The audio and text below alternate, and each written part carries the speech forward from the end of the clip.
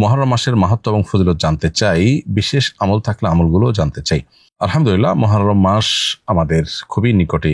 মুহররম মাস হিজরি বর্ষের প্রথম মাস এবং সম্মানিত 4টি মাসের একটি। আল্লাহ সুবহানাহু ওয়া তাআলা কোরআনে কারিমে বলেছেন, ইন্না ইদ্দাতাশ শুহুরি ইনদাল্লাহি 12 শাহরান ফি কিতাবিল্লাহি ওয়া মা খালাকাস সামাওয়াতি ওয়াল আরদ মিনহা আরবাআতুন হুরুম। নবমণ্ডল এবং ভূমণ্ডল সৃষ্টির দিন থেকে আল্লাহর কাছে বছরের গণনায় 12টি মাস রয়েছে, তবে এর মধ্যে 4টি মাস হলো বিশেষভাবে সম্মানিত এবং মর্যাদাপূর্ণ। এই সম্মানিত 4 মাসের একটি হলো মুহররম। মূলত 3টি মাসই ধারাবাহিক সম্মানিত 4 মাসের মধ্য থেকে। তার একটি হলো জিলকদ, অপরটি জিলহজ, আর শেষটি হলো মুহররম। আর 4র্থ নম্বর মাসটি হলো রজব মাস, যেটি শাবান এবং জুমাদা সানিয়ার মাঝামাঝি মাস। তো এই মুহররম মাসটি যেহেতু সম্মানিত 4 মাসের একটি, জন্য সম্মানিত মাসের মধ্যে যেরকম যুদ্ধ বিগ্রহ করা আল্লাহ তাআলা আমাদের জন্য হারাম করেছেন, কোরআন কারিমে আয়াত রয়েছে।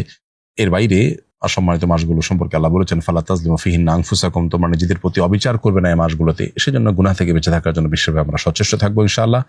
আর মুহররম মাস সম্মানিত মাস হিসাবে তার যে বিশেষ সম্মান রয়েছে সেটা রক্ষা করার পাশাপাশি স্পেশালি মুহররম মাসের একটা করণীয় আছে, সেটি হলো বেশি বেশি নফল রোজা রাখা। নবী করিম সাল্লাল্লাহু আলাইহি ওয়াসাল্লাম বলেছেন, আফদালুস সিয়ামি বা'দা রমাদান শাহরুল্লাহি মুহররম, অর্থাৎ রমজানের পরে সবচেয়ে উত্তম রোজা হলো আল্লাহর মাস মুহররম মাসের রোজা, যেটা সহিহ মুসলিমে বর্ণিত হয়েছে। বিধায় মুহররম মাস জুড়ে বেশি বেশি নফল রোজা রাখার চেষ্টা আমাদের করা দরকার।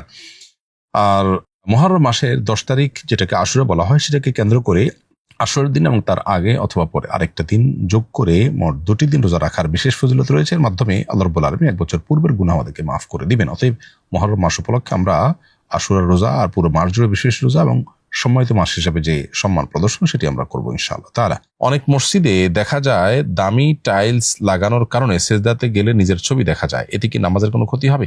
এরকম টাইলস লাগানো উচিত নয়, এরকম পাথর লাগানো উচিত নয়, যেটা দিকে তাকালে নামাজি ব্যক্তি নিজের চেহারা দেখতে পাবে এবং মনোযোগ সেদিকে চলে যাবে। বরং মনোযোগ নষ্ট হওয়ার মতো কোনো বিষয় নামাজের মধ্যে রাখা উচিত নয়। সম্প্রতি আমি হজ থেকে ফিরেছি। এটা আমার জীবনের প্রথম দেশের বাইরে যাত্রা ছিল, তাই পরিবারের সবার জন্য উপহার কিনে এনেছি।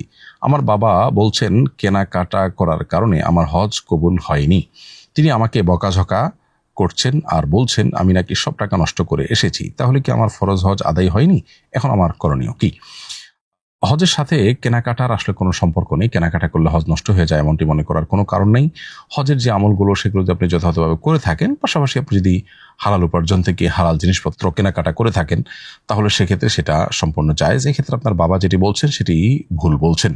অতএব আপনি কেনাকাটার কারণে হজ নষ্ট হয়ে গেছে এমনটি মনে করার কোনো কারণ নাই। কিন্তু অনেকেই আছেন যে কেনাকাটাকেই প্রায়োরিটি দেন এবং আমল ইবাদতের প্রতি কোনো খোঁজখবর নেই, তাদের শপিংটাই মূল হয়। সেটা যদি হয় তাহলে সেক্ষেত্রে সেটা আল্লাহর কাছে মাবরুর হজ বা ভালো হজ হিসাবে পরিগণিত হওয়াটা কঠিন। আমি আগামী বছর হজে যাবো ইনশাআল্লাহ। শুনেছি আপনি এবছর হজ করে এসেছেন, আপনার হজের অভিজ্ঞতার আলোকে আমাকে পরামর্শ দিবেন যাতে আমি যথাযথভাবে প্রস্তুতি নিতে পারি। প্রিয় দর্শক, আপনার প্রতি আমার পরামর্শ থাকবে হজের আগে যথেষ্ট প্রশিক্ষণ গ্রহণ করবেন। আসুন্নাহ ফাউন্ডেশন থেকে আমরা হজ প্রশিক্ষণ দিয়ে থাকি প্রতি বছর 3-4টি বা কোনো কোনো সময় 5টি ধাপেও আমরা প্রশিক্ষণ দিয়ে থাকি। আমাদের 500 লোক এর সংকলন হয়, এরকম একটি অডিটোরিয়াম আছে। সেখানে আমরা এক ধাপে সবাইকে ট্রেনিং করিয়ে শেষ করতে না পারলেও কয়েক ধাপে আমরা সবাইকে প্রশিক্ষণের আওতায় আনার চেষ্টা করি। সেখানে 6 থেকে 7 ঘন্টা ব্যাপী প্রায় 400 স্লাইড প্রেজেন্টেশনের মাধ্যমে হজের পূর্ণাঙ্গ প্রশিক্ষণ দেওয়া হয়ে থাকে। এর বাইরেও আরো বিভিন্ন ওলামা ইকরাম বিভিন্ন উদ্যোগে বিভিন্নভাবে তারা হজের প্রশিক্ষণ দিয়ে থাকেন। বিধায় যথাযথভাবে হজের প্রশিক্ষণ নেবেন, এটি হলো আপনার প্রতি আমার পরামর্শ। আর দ্বিতীয়ত হলো হজকে বিস্তারিতভাবে জানবার জন্য আপনি একাধিক বই পুস্তক আগাগোড়া পড়বেন, সম্ভব হলে গ্রুপ স্টাডি করবেন। এর মাধ্যমে আপনার হজের বিষয়টা আপনার জন্য সহজ হবে এবং আপনি পারফর্ম করতে পারবেন ইজিলি ইনশাআল্লাহ। আল্লাহর কাছে দোয়া তো করবেনই, আল্লাহ যেন আপনাকে হজ সহি শুদ্ধভাবে সঠিকভাবে করার তৌফিক দান করেন। কারণ হজ করতে গিয়ে টুকটাক তো বটেই, কোনো কোনো ক্ষেত্রে বড় বড় ভুল পর্যন্ত করে অনেকে আসেন, যেটা পরবর্তীতে তার প্রায়শ্চিত্তের কারণ হয়।